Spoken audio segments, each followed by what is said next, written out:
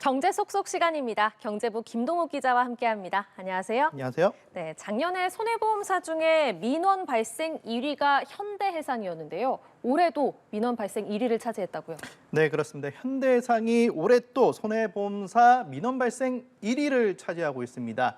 손해보험협회 소비자 포털에 올라온 민원 건수를 제가 분석해 보니까요. 3분기 전체 손보사에서 9,798건의 민원이 발생했습니다. 10,000건에 가까운 민원이 발생한 건데요.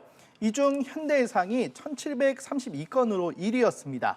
올해 1에서 3분기 누적의 경우에도 현대해상의 민원 발생이 5,216건으로 1위였습니다. 이어 DB손보가 5,093건으로 2위, 삼성화재가 4,941건으로 3위였습니다.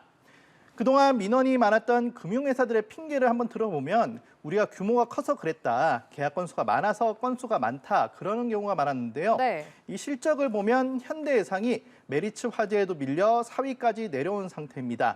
올해 1에서 3분기 순이익을 보면 삼성화재의 절반 수준인데 민원은 현대해상이 더 많은 상황입니다. 현대해상은 민원뿐만 아니라 소송 건수도 급증하고 있는데요.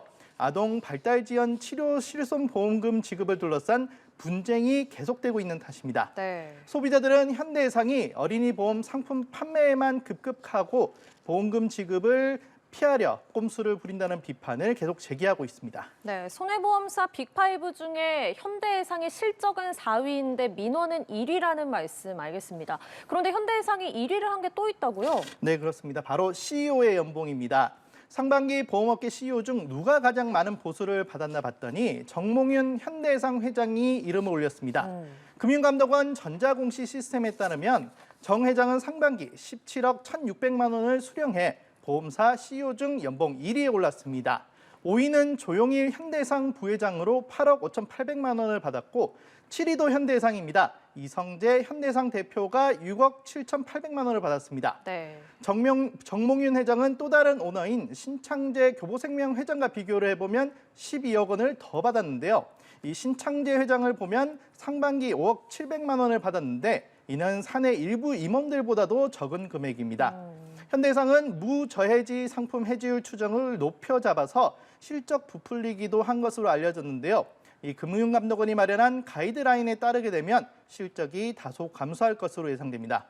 현대해상이 실적과 회장님 연봉만 부풀리지 말고 고객 만족과 소비자 민원도 조금 더 신경 써주면 좋겠습니다. 네, 자 다음 주제 보겠습니다. 오늘 아침에 일어나니까 눈이 정말 많이 와 있더라고요. 네. 그래서 운전하신 분들 출근길에 아마 고생 많이 하셨을 것 같은데 눈 온 다음 날이 블랙아이스 때문에 더 위험하다고요? 네, 저는 지하철을 타고 와서 별 문제는 없었는데요. 이 눈 때문에 출퇴근길 많이 힘들었을 것 같습니다. 이 블랙아이스는 눈이나 비가 내린 뒤 기온이 갑작스레 내려갔을 때 이 땅 노면이 얇은 빙판처럼 얼어붙는 도로 결빙 현상을 말합니다. 검은 아스팔트가 보여서 블랙아이스라고 부르는데요. 얼음이 얼었는지 잘 구분이 안 되기도 하지만 네. 매우 미끄러워서 교통사고 위험이 커집니다. 그래서 도로 위의 암살자라고도 불리는데요. 블랙아이스가 있는 도로에서 운전자가 핸들 급조작이나 급제동을 하면 차량이 미끄러져서 사고가 발생할 수 있습니다. 그래서 이 터널 출입구 인근이나 고가위 도로, 교량 위, 해안도로 등 그늘이 지거나 해서 도로 결빙이 잦은 도로는 조심해야 합니다.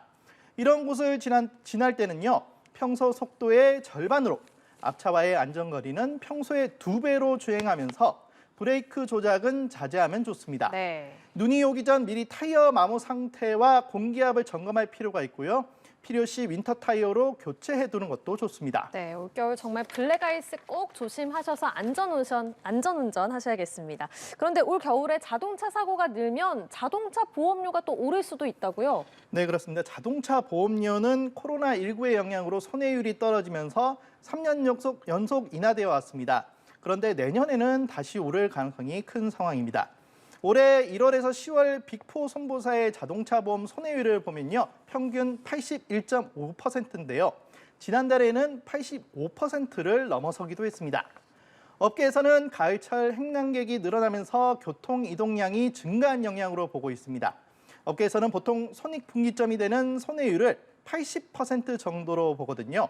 마케팅 비용 등 사업비 등을 고려하면 적정 손해율이 78에서 80% 수준이라는 겁니다. 그래서 그 이상으로 손해율이 올라가면 적자 구간에 진입하게 되는데 그만큼 손해를 보게 됩니다. 네. 그래서 겨울에 폭설 등으로 차 사고가 이어져 손해율이 이 80%보다 계속 높게 되면 내년도 보험료 인상 압박이 더 커질 전망입니다. 네, 다음 주제로 가보겠습니다.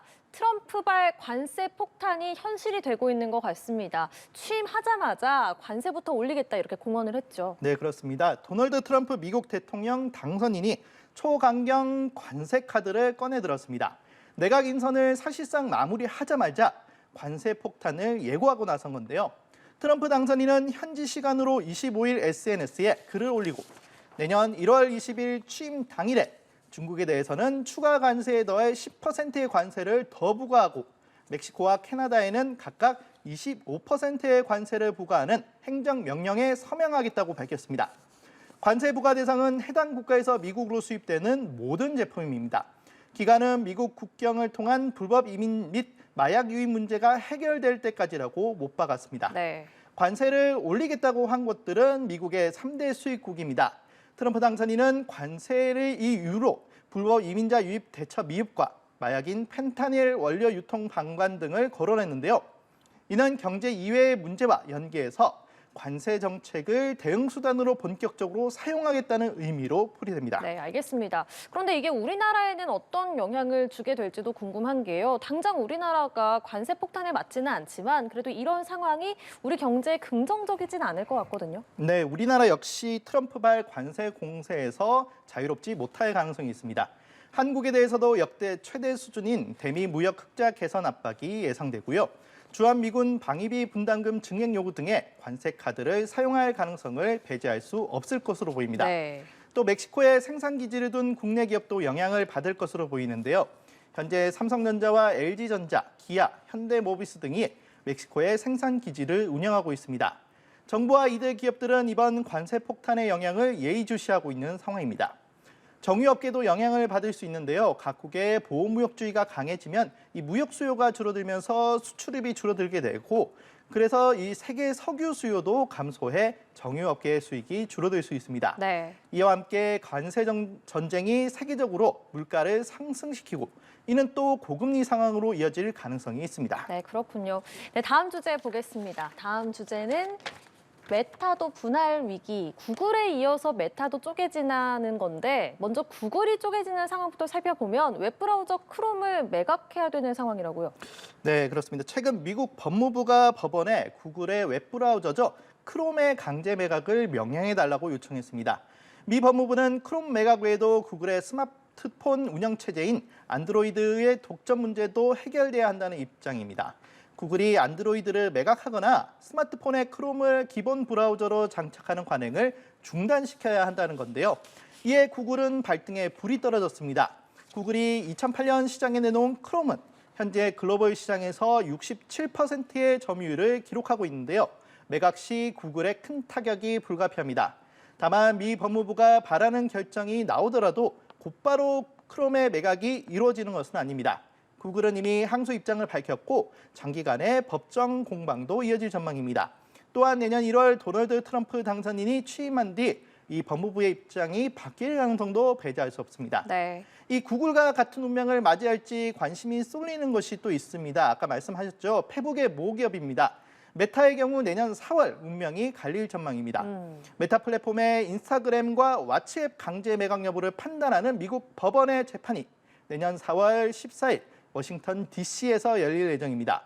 워싱턴 DC 연방법원이 어떤 판결을 내릴지 주목되는데요. 이 메타가 구글과 같은 신세가 될지 여부에 관심이 쏠리고 있습니다. 네, 이렇게 글로벌 빅테크 기업들이 독점 문제로 어려움을 겪고 있는데 그렇다면 이게 우리나라 빅테크 기업, 우리나라 플랫폼 기업에는 좀 기회가 될 수도 있을까요?